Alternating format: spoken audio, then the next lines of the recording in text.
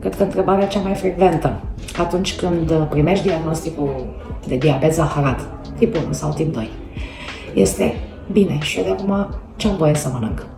Și despre asta aș vrea să discutăm astăzi, pentru că, de principiu, alimentația atât a pacientului cu diabet, cât și a persoanelor predispuse spre obezitate reprezintă, într-adevăr, un mare obstacol în condițiile în care, după ce pacientul pleacă din cabinet,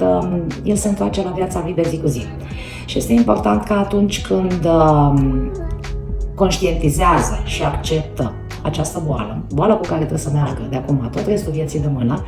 să înțeleagă cum funcționează corpul și cum poate el să trăiască în condiții foarte firești și foarte normale,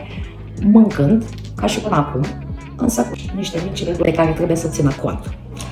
Sunt Irina Vasile, medic specialist în cadrul clinicii ProLife Iași și, într-adevăr, unul din subiectele mele preferate și probabil